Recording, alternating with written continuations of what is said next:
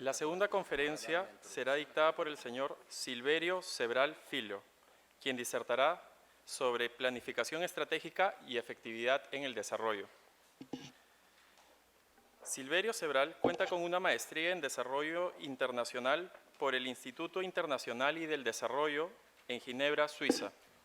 Además, tiene experiencia de sus años como economista senior en el Banco Nacional de Desarrollo Económico y Social y como investigador en la Fundación Getúlio Vargas, ambos del Brasil.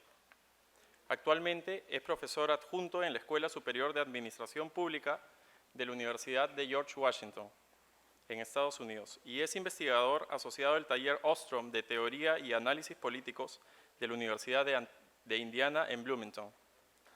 Actualmente se desempeña en el cargo de jefe de la Unidad de Innovación y Gobierno de la Organización de Estados Americanos, OEA. Démosle, por favor, la bienvenida a nuestro segundo conferencista, el señor Silverio Sebral Filho. Bueno, buenas noches a todas y todos. Mientras yo pido que me ayuden cargando mi presentación, quiero, en mi país, yo soy brasileño, ustedes van a percibir esto en un minuto, si es que no ya percibieron. Hay un dicho que dice que nosotros debemos empezar por lo más importante, el más importante primero. Así que empiezo por agradecer muchísimo la invitación del doctor Carlos Ausa, profesor de esta universidad, de su equipo, siempre muy gentil, muy atenciosa conmigo. Inúmeras presentaciones he enviado, tuvieron una paciencia espectacular con mis inúmeros viajes, así que miles de gracias, realmente espectacular trabajo. Y saludar al profesor Carlos, saludo también a todos los profesores de esta casa que están aquí presentes hoy. Bienvenida y mis saludos, mi querida Alejandra. Alejandra ha trabajado con la OEA en temas de género y desde, creo que un año atrás, más o menos, ¿no? Yo he notado que mucha gente ha cambiado sus anteojos y esto en mi caso también. Me compré estos nuevos. Creo que mucho inspirado en tu tema de tener la gente, las lentes del tema de género, ¿no? Y me parece sintomático también que estamos empezando un seminario por este tema. Y porque en la mayoría de las casas, en la mayoría de los seminarios que he participado, es el tema que está en el último día y por la tarde como perdido en algún lugar oscuro. Y me parece que es un tema hoy fundamental. Y vamos a ver un poco en mi presentación todo lo que Alejandra ha presentado de interculturalidad, de la fragmentación de género, etcétera, está en el ámbito de esta complejidad de políticas públicas que yo hago referencia en mi presentación. Bueno, lo que voy a hacer aquí, a estilo muy brasileño, no es una conferencia magistral, sino un conversatorio. ¿Okay? Y la idea es que discutimos un poco el futuro del gobierno y el gobierno del futuro. Gestión pública en tiempos de incertidumbre, fragmentación y complejidad. Pero antes de empezar, déjame hacer un ejercicio aquí con ustedes. ¿Estamos todos despiertos aquí o no? Vamos a ver. Empecemos por los hombres. Me permite Alejandro empezar por los hombres en este caso. Los hombres aquí, manos para arriba. Déjame ver cuántos son. Está bien dividido, ¿eh? No está mal. Así con la mano así para que. Ok. Muy bien. Mujeres. Está bien dividido. ¿Cuántos son de Lima aquí? Que nacieron y viven en Lima. No, balancearon las manos porque si no, no funciona. Ok. ¿Y cuántos son profesores o alumnos de esta universidad? Bueno, está bien. Tiene mucha gente de afuera y mucha gente de aquí. Perfecto. Los que tienen menos de 25 años de edad. No. Muy bien. Este esfuerzo todo, y me gustó algo aquí que con los 25 años también se pronunció, ¿no? Este esfuerzo todo nada más que para despertarnos por esta conversación que vamos a tener. Bueno, antes de empezar. Nosotros vamos a aprender a hablar 2 idiomas aquí. Yo soy brasileño y no hablo español. Entonces, ustedes van a ver en estas presentaciones mucho de portuñol, ¿ok? y ya me excusan de salida de unas barbaridades que van a estar escritas aquí. ¿Okay? Y me ayuden, levantan la mano, Silverio, eso está escrito equivocado, después te explico cómo se escribe. ¿Okay? La primera cosa. Yo no voy a hablar aquí de procesos, normas, recursos humanos, nada de esto que tiene que ver con la administración pública del día a día. ¿Okay? Nada que ver con esto. Les voy a hacer una pregunta de salida que es, vamos a hablar de reforma del Estado, pero ¿reforma para qué? No es qué reforma, pero ¿para qué? Vamos a ver eso en las primeras diapositivas. Y esa es una discusión con los ojos, espero que sea así, puestos en el futuro, no en el pasado. Y mucho de que está aquí, en estas diapositivas, tiene mucho de brujería, de pelota de cristal. ¿No sé?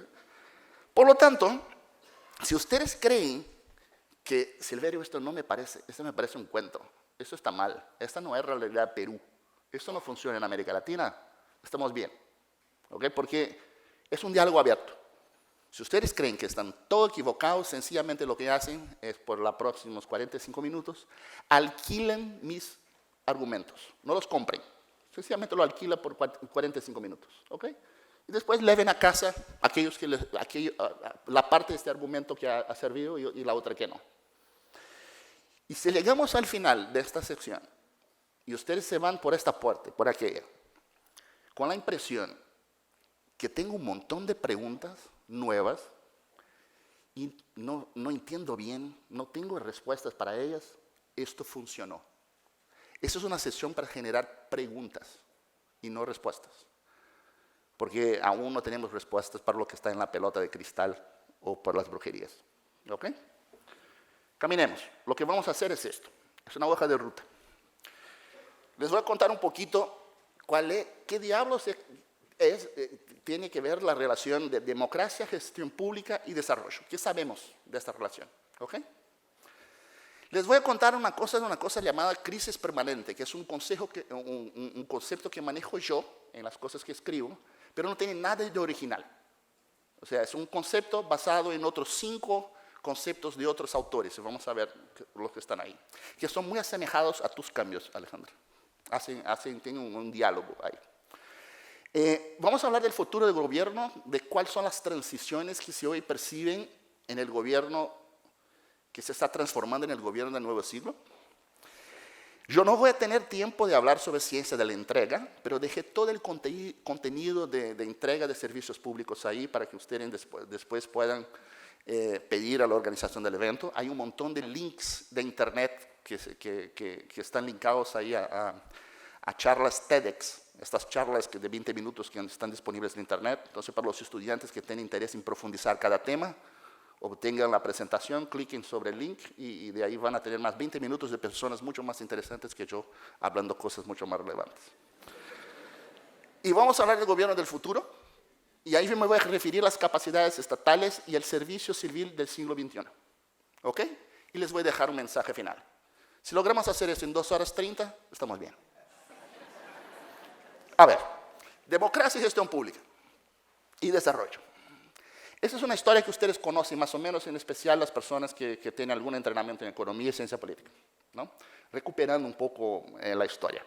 América Latina pasó por una restauración de la democracia en los años 70, 80, la restauración, la vuelta del poder civil. En los 80 ha ocurrido, digamos así, un crecimiento muy violento de las demandas ciudadanas crecientes en este periodo. Lo que en Brasil, en mi país, se llamó el rescate de la deuda social. Se implementaron un montón de reformas estructurales. Ustedes conocieron esas reformas estructurales como el Consenso de Washington. El Consenso de Washington no tiene nada que ver con reformas estructurales, pero es una discusión aparte, podemos tener en otro momento.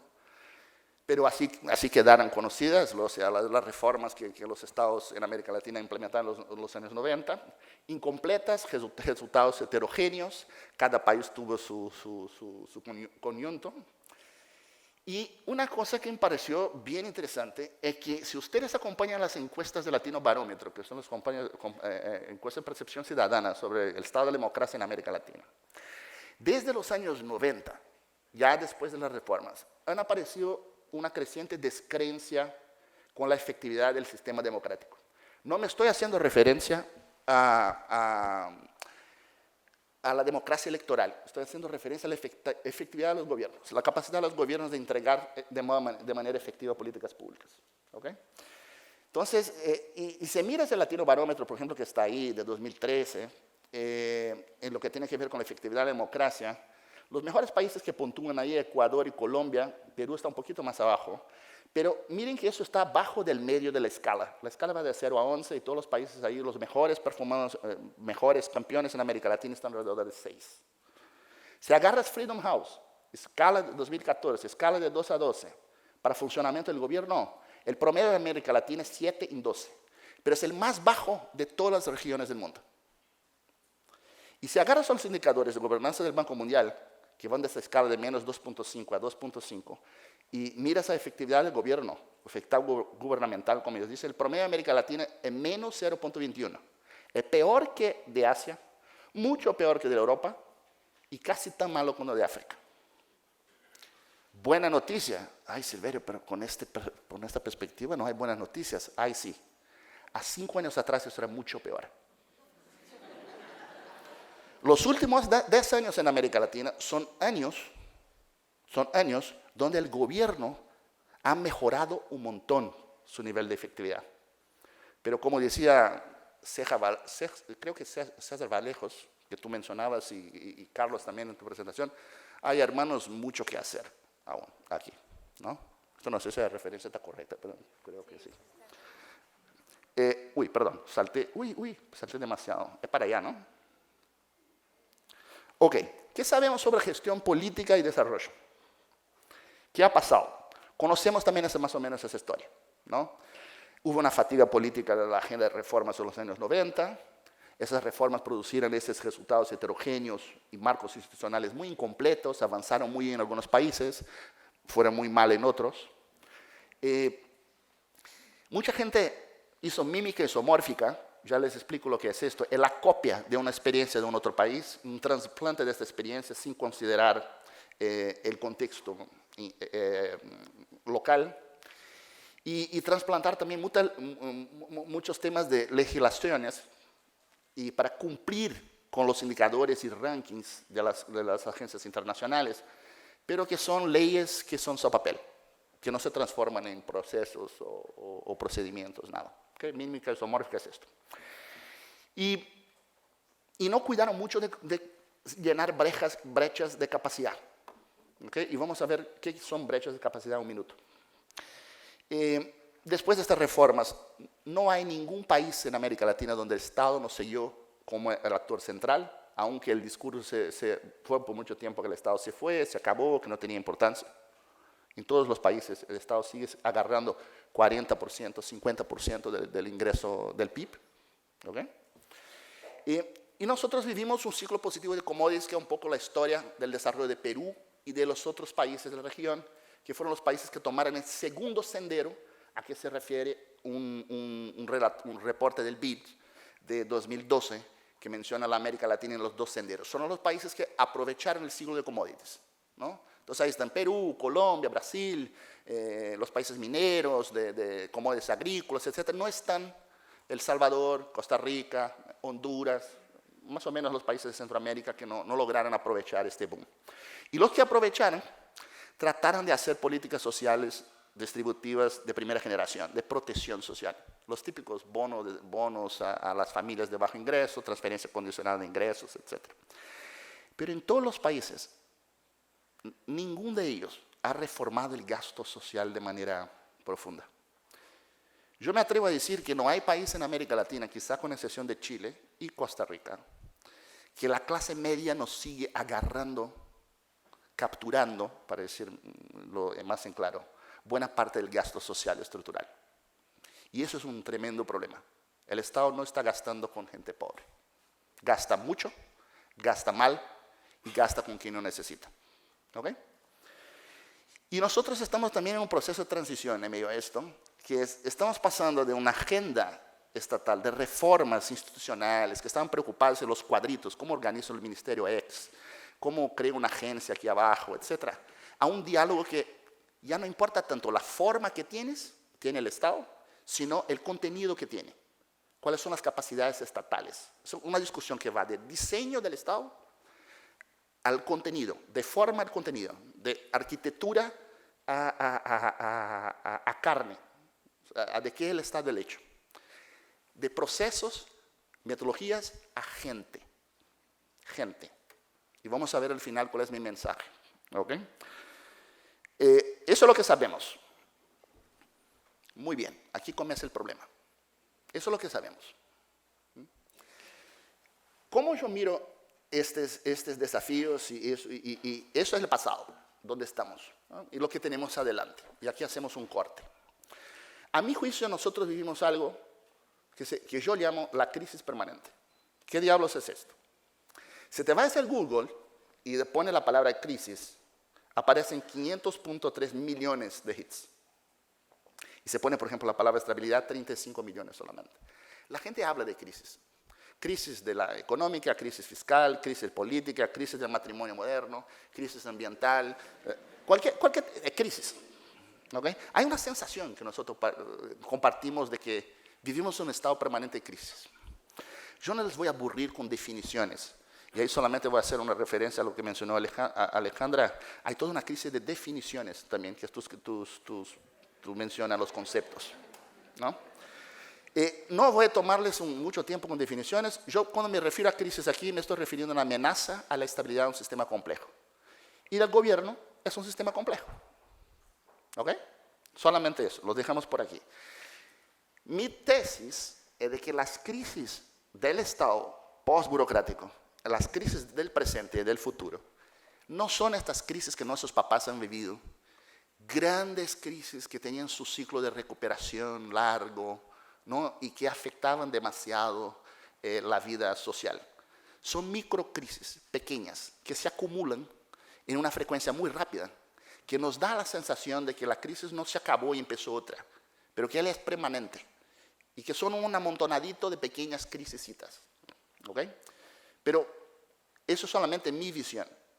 No tienen que compartirla. Esto implica, esta visión, implica, y ahí tiene una comparación para ustedes que quieren profundizar más, cuál es la diferencia de esta crisis en la modernidad y la crisis en la posmodernidad.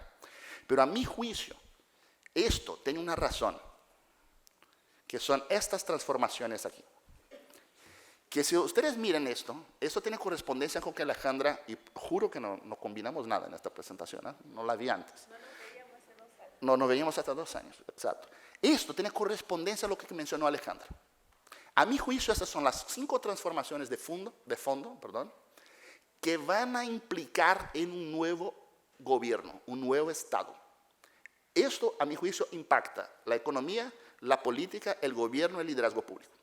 Paso muy rápido por ellas, porque tampoco tenemos tiempo de abundar mucho en estas cosas filosóficas y vamos directo al punto de cuáles son las transformaciones en el gobierno. La sociedad comprimida es un argumento de David Harvey. Vivimos tiempos donde todo es más corto, es un tiempo de urgencia. ¿Ok? La sensación de que vivimos tiempos de urgencia. La sociedad casa abierta es un argumento conocido desde 1945 de Karl Popper. Vivimos una sociedad donde todo lo que el gobierno hace y que nosotros hacemos está más influenciada sobre lo que viene de afuera. No me estoy refiriendo solamente a las bolsas financieras que están influenciadas por los flujos de capitales. Me refiero a Europa, que está influenciada por los flujos migratorios. Me refiero a nosotros, que somos influenciados por los flujos de información que nos llegan. Son flujos de capitales, informaciones, gente. La sociedad fragmentada, que es un argumento de Maffesoli, tiene un libro espectacular, se llama El tiempo de las tribus, que es un poco en línea con lo que mencionaba Alejandra. La sociedad nuestra, que era muy organizada en función del rol que ustedes desempeñaban en el pasado en modo de producción, bien economista esto, ¿no? Soy empresario, soy trabajador, soy alumno, soy profesor, ya no es más así. Por ejemplo, en mi caso, yo soy profesor, pero también soy alumno, hago mi doctorado, pero también doy clases, ¿no? Soy funcionario de una organización internacional, pero también doy clases. Entonces, nosotros ejercemos en el día de hoy múltiples roles al mismo tiempo en la vida. Entonces, esta es la idea aquí. La sociedad fragmentó y nosotros nos fragmentamos también desde el punto de vista identitario. La sociedad conectada es un argumento conocido de Castells. No necesito explicar nada. Cada uno de ustedes carga una cosa similar de esta en el bolsillo. ¿Okay? Y la sociedad líquida, que es el argumento de Bauman. Nada más es hecho para durar. Mira qué implicaciones tiene esto en la política pública, ya de salida, ¿no? Todo es urgente. Todo está influenciado por un montón de cosas que son externas.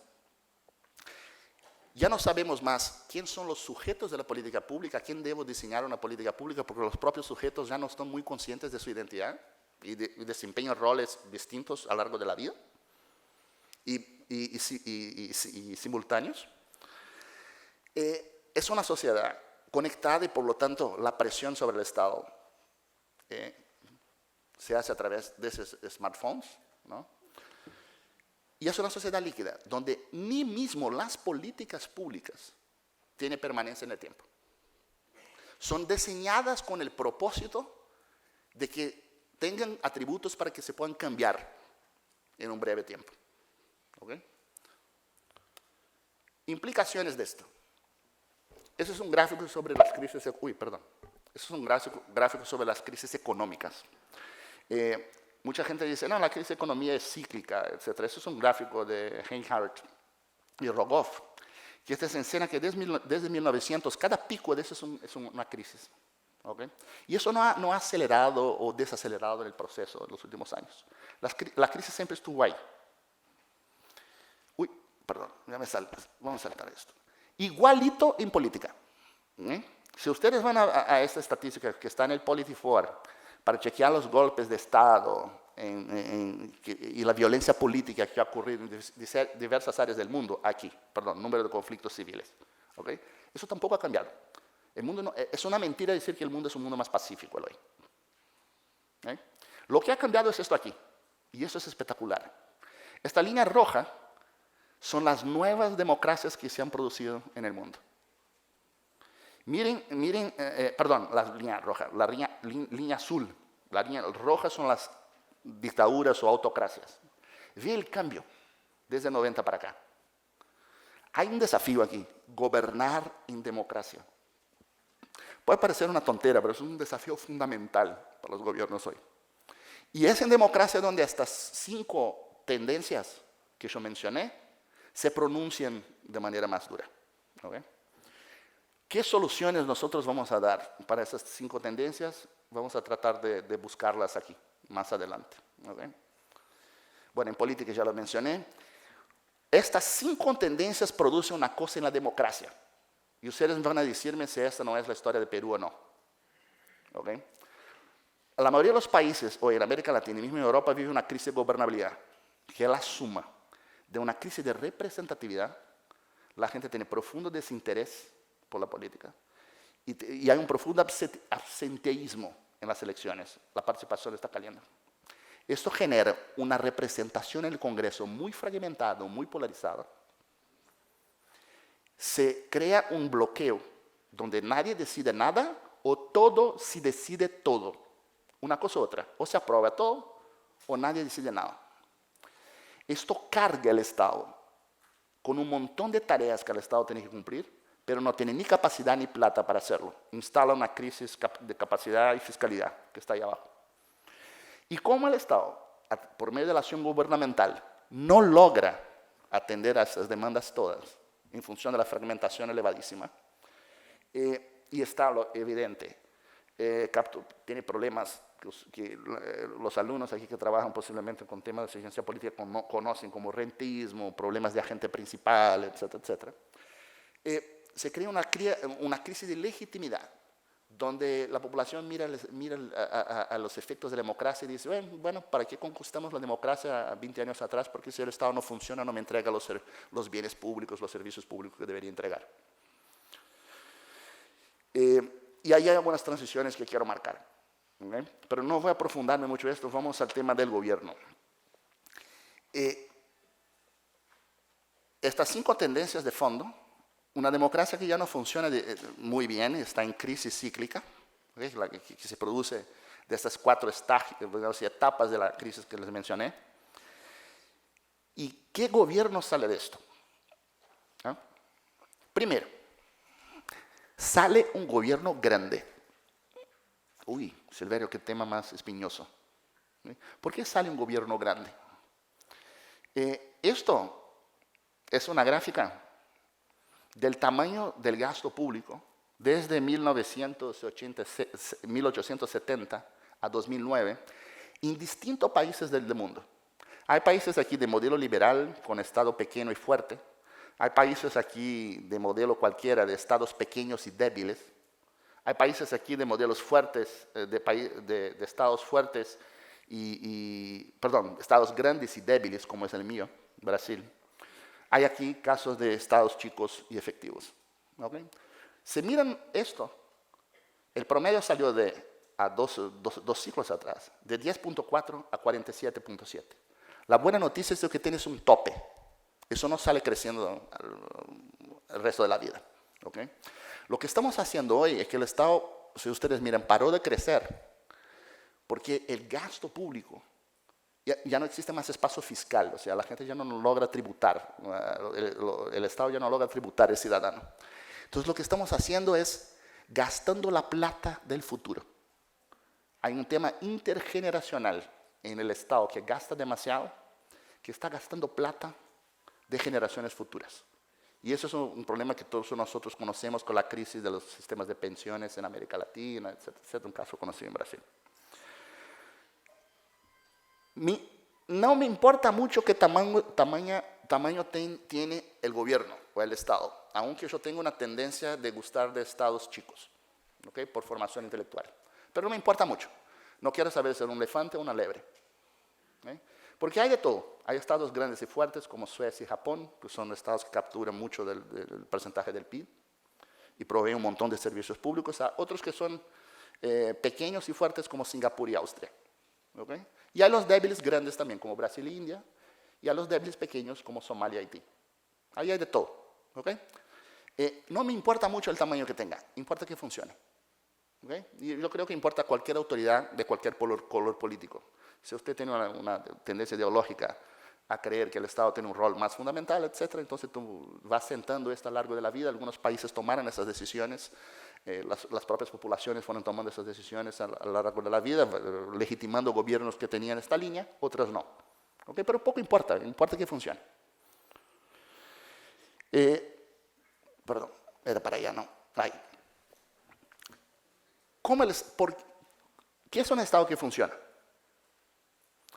Mis colegas del Banco Interamericano trataron de sacar ahora un índice, que son índices de capacidades estatales, para tratar de buscar, saber qué es un Estado que funciona.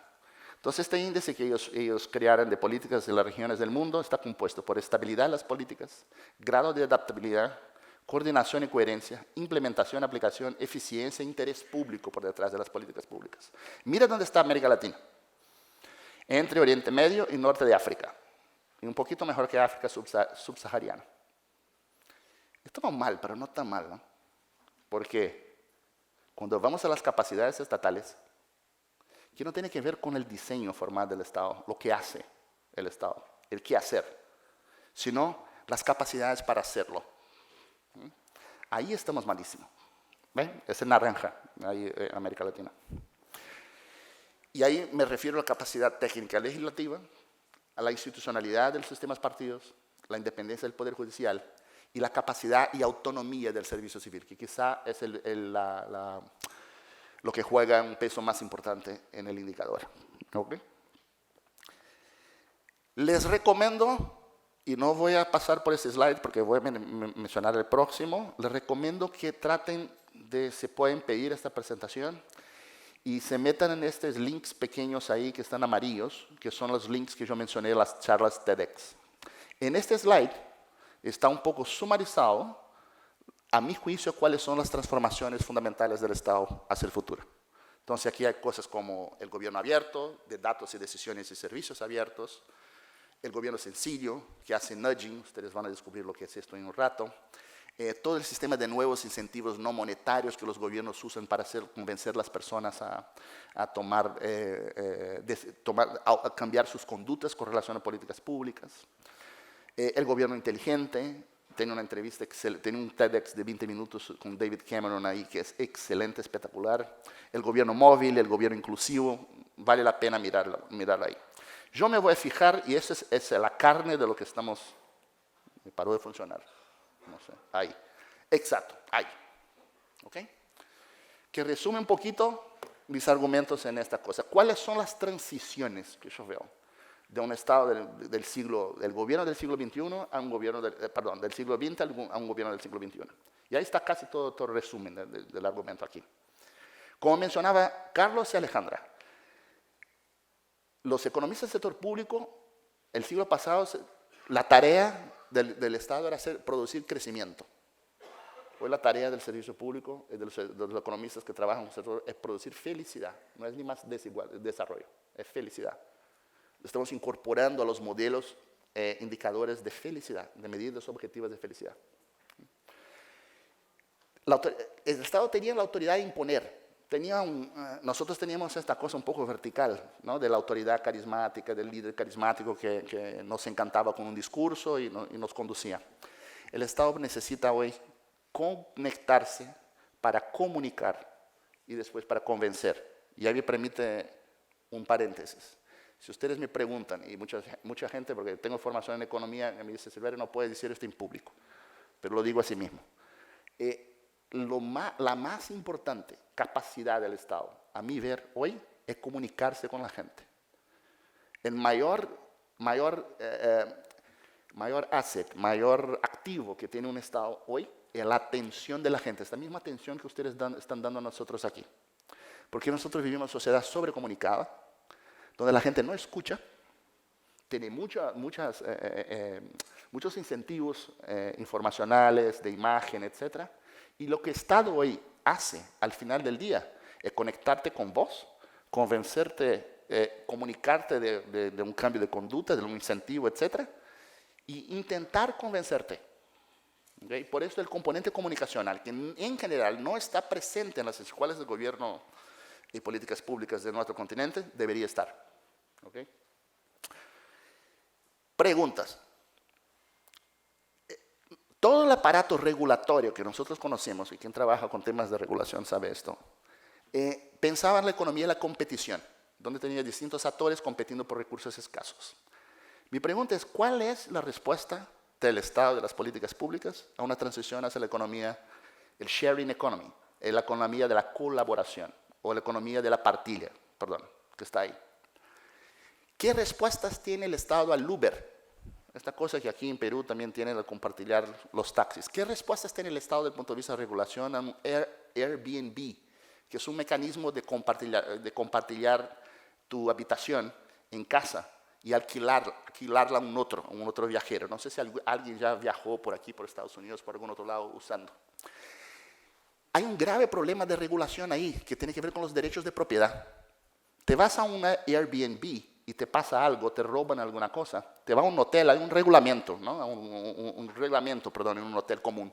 Y en un Airbnb, nadie sabe muy bien cómo regular la relación entre el cliente, el consumidor y un Uber.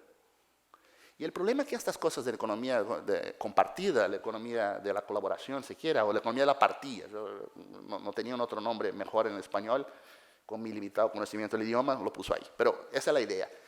Es una cosa rara. Los reguladores que fueron capacitados para economía de la competición no saben qué hacer con la economía de la partida. El propio proceso de diseño de políticas públicas era muy centrado en el diseño en las oficinas frías de Washington o de las capitales de nuestros países. Hoy lo que se hace es codiseño. Yo acabo de llegar de México, donde hicimos unos hackatones. ¿Ustedes saben lo que es un hackatón? Aquí. Levanta la mano que saben un hackatón. Hay algunos. Ok. Un hackatón es juntar gente de la localidad con unos hackers que son capaces de codificar, representantes de un grupo social local, de ONGs locales, autoridades públicas, y ellos producen en 1 hora y 30 una aplicación para celular.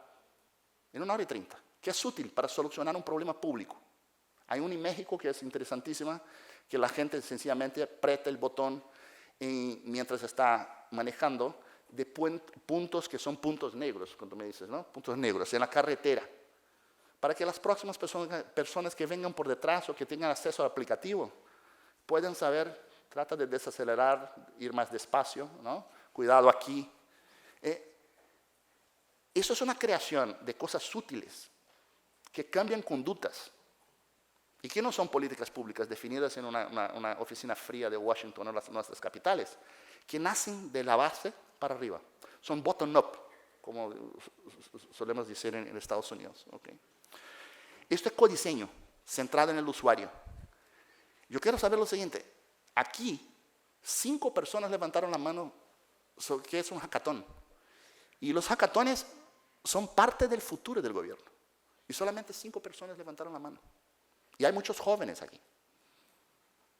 Quiero que piensen un poco esto. ¿Nos estamos preparando para qué gobierno? ¿El gobierno de 50 años atrás? Porque esa es una parte importante de lo que va a hacer el gobierno en colaboración con el ciudadano en el próximo siglo. Yo podría abundarme ahí, quiero seguir. Incentivos monetarios que se están transformando en incentivos de reconocimiento, ¿no? Que están moviendo más las personas, mucho más que darles una plata adicional por el performance o el desempeño que tengan en evaluación de desempeño en el sector público, es darles un reconocimiento importante. Estamos pasando de una década de confidencialidad de los datos a la transparencia de los datos. Estamos pasando de una década de captura de grupos de intereses privados de las políticas públicas a una época de mayor participación en las decisiones. Y estamos, a mi juicio, pasando fundamentalmente de una década de servicio público, de servicios al público. Hay una orientación muy fuerte en los gobiernos hoy de servir. Perú, y Perú ha colaborado con nosotros en la OEA, tomó la decisión algunos años atrás, al crear el servicio aquí de servicio civil, de no más referirse a los servidores del Estado como funcionarios públicos. Y eso es un cambio de mentalidad, porque funcionario es algo funcional, que tiene una función en un proceso. Y público es algo que tiene cara de estatal, ¿no? Es casi sinónimo de estatal. Ellos se refieren a servidores, aquel que sirve a alguien, y civil, porque el civil es más amplio que es público.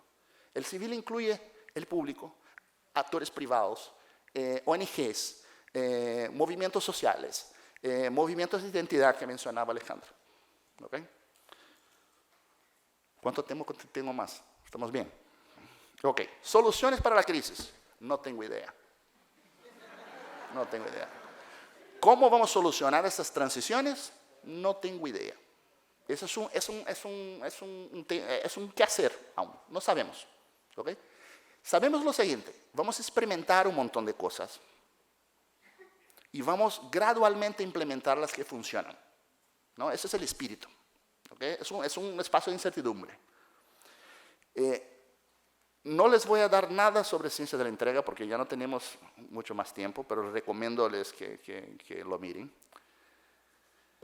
¿Cómo transitamos de este gobierno, resumiendo, ¿no? ¿Cómo transitamos del gobierno que tenemos hoy, que es el gobierno que estaba en la primera parte de la columna, al gobierno del futuro? ¿Okay? ¿Cuál es el futuro del gobierno? Y ahí mi respuesta a esto es lo que yo estoy llamando del gobierno del futuro. ¿Y por qué el juego de palabras? Porque el gobierno del futuro aquí es gente.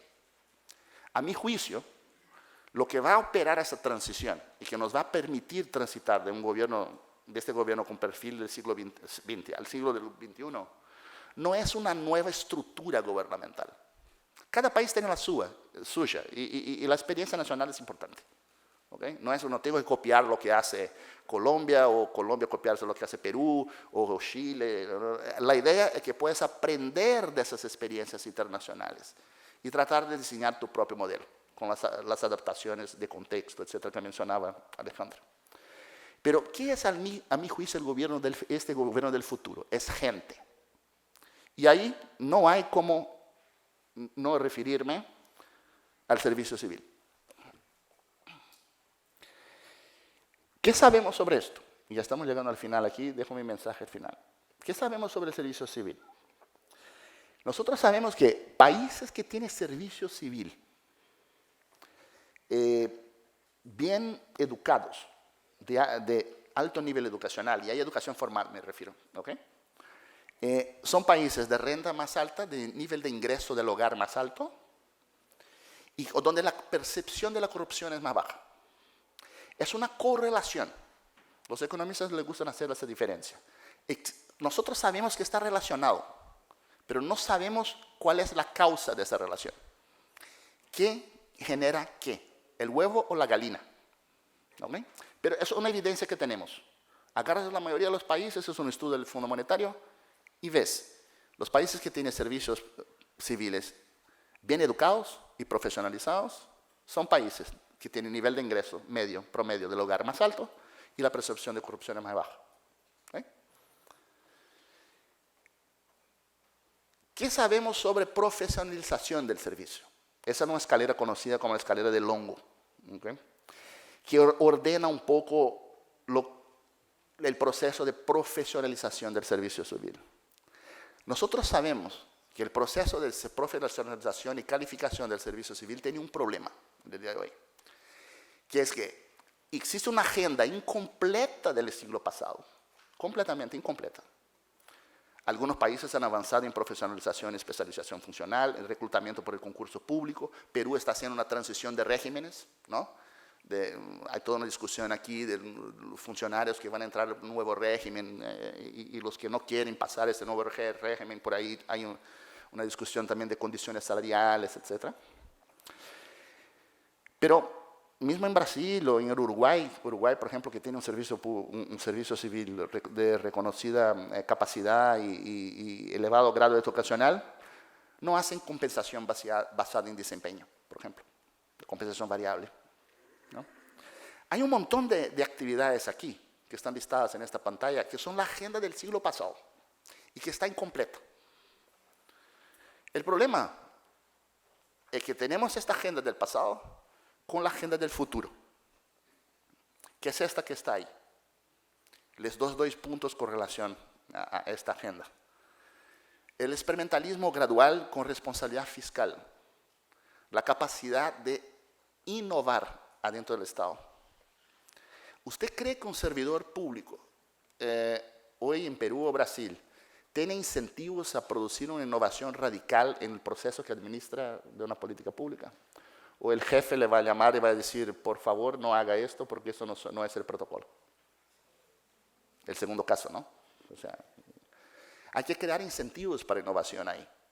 Y el experimentalismo gradual y responsable tiene que pasar a ser a la regla en el ámbito del espacio público. Y nosotros no tenemos un mecanismo de incentivos, que son aquellos que trabajan en el sector público, para que uno pueda innovar. Son uno de los desafíos. Mucho de lo que se hace hoy también en la región tiene que ver con mímica institucional. Esta discusión que nos incentiva, esos procedimientos, que nos incentivan mucho el deseo de que nuestro país aparezca muy bien en los rankings internacionales, ¿no? Entonces yo miro un ranking ahí del Banco Mundial, un ranking del BID, un ranking de Freedom House, un ranking cualquiera del World Economic Forum, del Foro Económico Mundial. Y bueno, ¿qué tengo que hacer para ir bien en estos números, ¿no? Porque después convoco una conferencia de prensa y les digo, mira, vamos muy bien. Mira, aquí estamos subiendo 2, 3 posiciones en el ranking. Lo que la mayoría de los países hacen es copiar lo que hacen los otros países, ¿no? Y descubren que al copiar institucionalidades y funcionalidades de otros países no tienen la capacidad nacional para llevarlo adelante.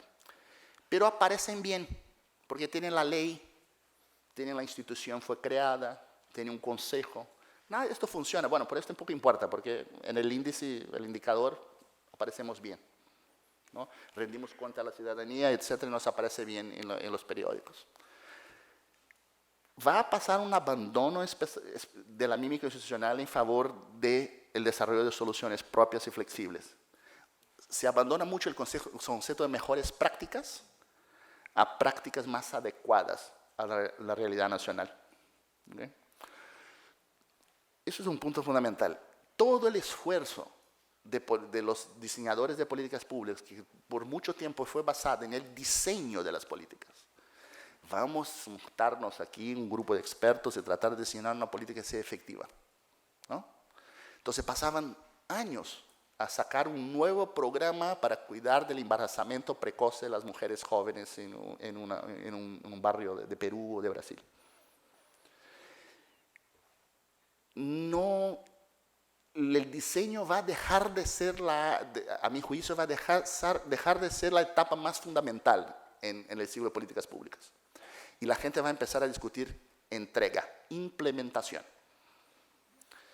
El diseño va a pasar, como mencioné, a ser hecho con la participación ciudadana, bottom-up, con los hackatones, con los foros ciudadanos, etc. Esto ya ocurre en muchos países. Pero el gran desafío del próximo siglo va a ser entregar políticas públicas. Entregar políticas públicas en un ambiente complejo. Este ambiente a que Alejandra hacía referencia. Un ambiente donde usted no sabe muy bien quién es el beneficiario de la política. ¿Qué identidad tiene? ¿Qué identidad de género tiene? La expresión de género está en línea con la identidad. Eso es un grupo, otro problema. Estas políticas están diseñadas a nivel de la comunidad, no más del individuo, porque entregar políticas públicas a un individuo puede ser enfocado en el individuo. Es bien complicado, porque las conductas individuales tienen efectos sobre la comunidad donde ese individuo vive. Entonces hay toda también una discusión de cómo diseño políticas públicas que se retroalimenten dentro de una comunidad, ¿no? Un ejemplo claro de esta cosa. En Brasil, el programa de transferencia condicionada de ingresos se entrega a la mujer, aunque la mujer no sea la jefa del hogar, o el breadwinner, como le decimos en portugués, ¿no? Aunque no sea la responsable por manejar los asuntos de la familia. ¿Por qué la mujer? Porque la mujer en general tiene mayor responsabilidad con el hijo, ella que en tesis verifica si el hijo va a la escuela, ¿okay? Pero como los hombres en esas regiones de Brasil van al trabajo, son las mujeres que en esos casos se quedan en casa, ellas que socialízanse en la comunidad, ellas que van a hacer las actividades comunitarias en conjunto. Los lazos comunitarios de mujeres, en este caso brasileño, las políticas de transferencia condicionada de ingresos, que son llamadas Bolsa Familia, es un ejemplo que les doy, los lazos comunitarios entre las mujeres son más fuertes. Entonces, lo que hace el diseñador de políticas públicas, déjame entregar esto a la familia, pero a la mujer, porque las mujeres tienen lazos comunitarios más fuertes. Y lo que va a ocurrir una presión de las demás mujeres para que esta señora que reciba la prestación del Estado cumpla con las condicionalidades de esta prestación, que en el caso en el Bolsa Familia es poner el hijo en la escuela y tratar de seguir la vacunación, las vacunas que él toma. ¿Okay? O sea, las políticas públicas se están diseñando tomando en cuenta la presión de los pares en comunidad. ¿Okay? Cosa que hasta 10 años atrás no hacían.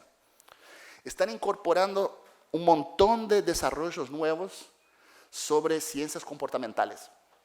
Ya no se supone el individuo maximizador de su propio interés, que no considera lo que pasa en su entorno, que toma decisiones tomando en cuenta el bienestar de la comunidad, en especial la comunidad de identidad. Las comunidades de identidad ya no son geográficamente definidas. Yo puedo tener identidad con alguien que está en otro espacio geográfico. Y hoy se diseñan políticas públicas que son desterritorializadas, que necesitan la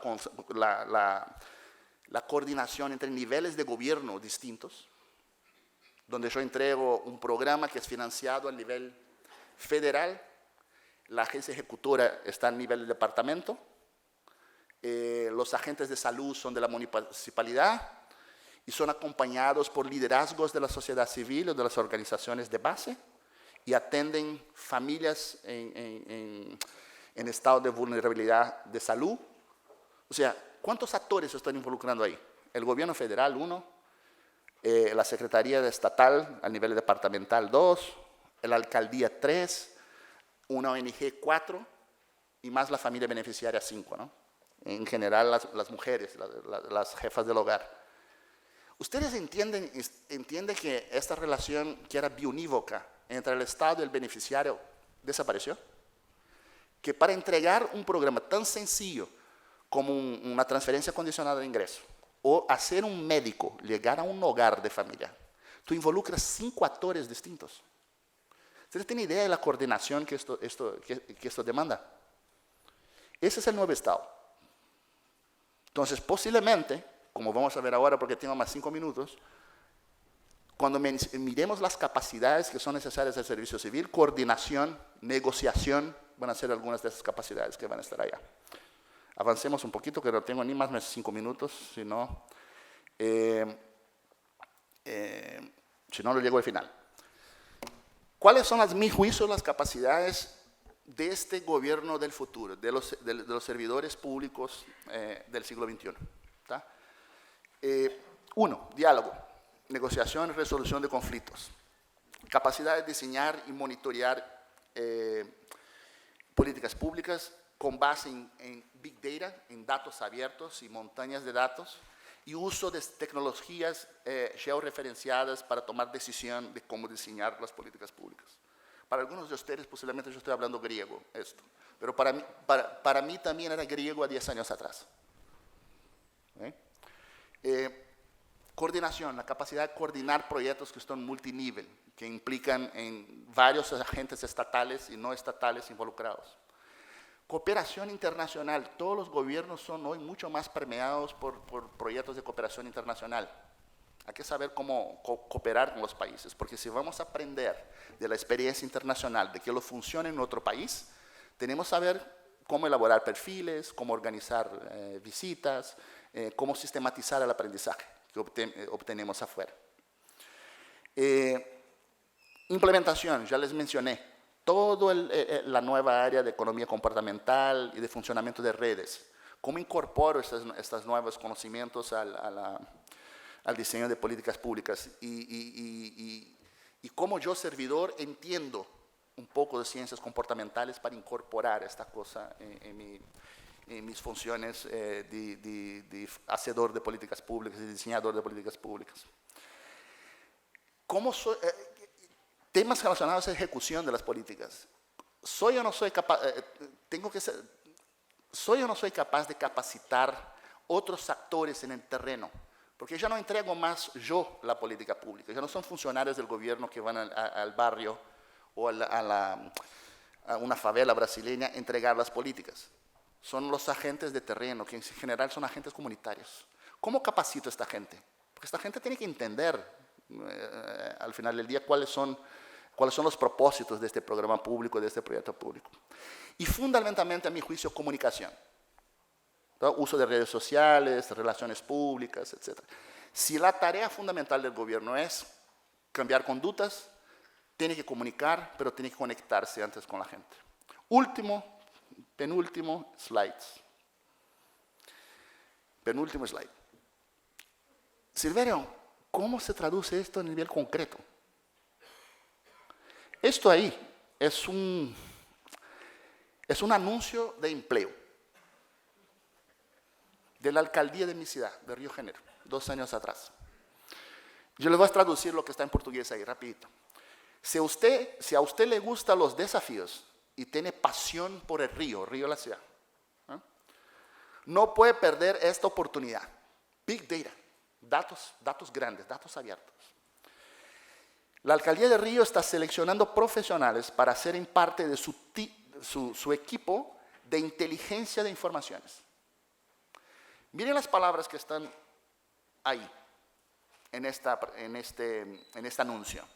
Desafío, pasión, oportunidad, capacidad de analizar, mejora de servicios y productos, preferencialmente doctorado. Mira el nivel de escolaridad formal subiendo.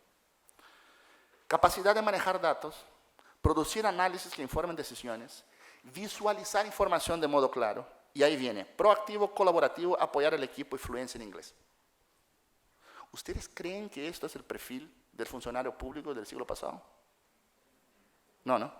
Es un desafío para nosotros que nos estamos formando en esto, ¿no? Y esto es lo que requiere un gobierno del futuro. Me dejo el mensaje final, que tengo un minuto más.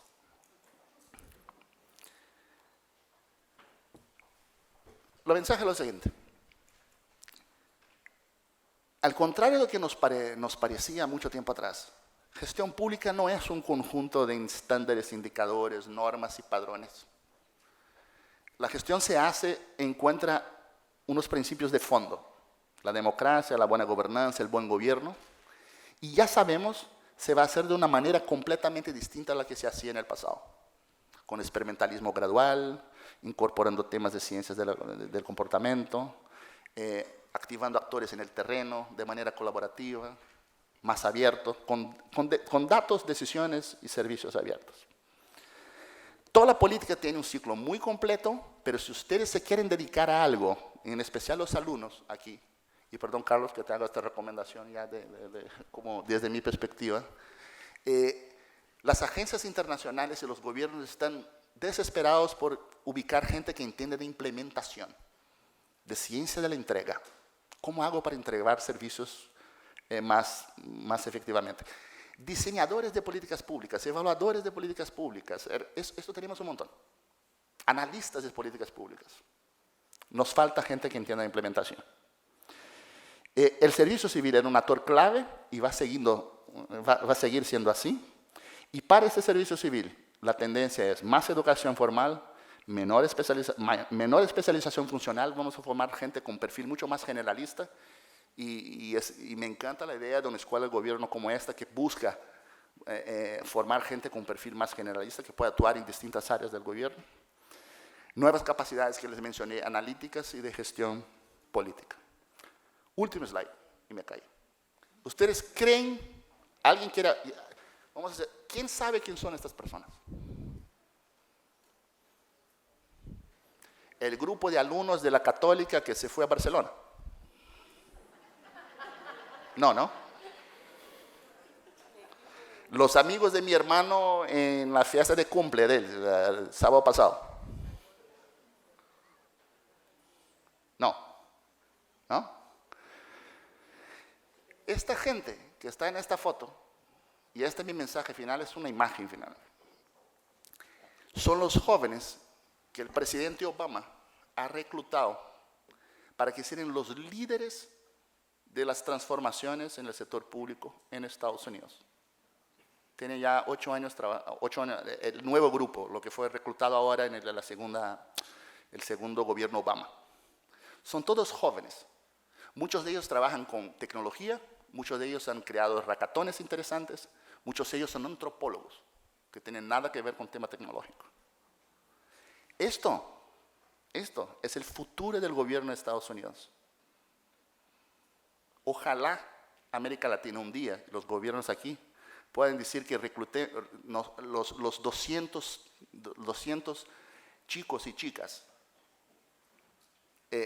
los 200 funcionarios más importantes del gobierno de Perú, los 200 funcionarios más importantes del gobierno de Bolivia, o de Colombia, de cualquier país, o de Brasil, son chicos y chicas con menos de 25 años, así por esto levanté la mano como yo, que están conduciendo la revolución, que están llevando el gobierno, transformando el gobierno del siglo XX en el gobierno del siglo XXI.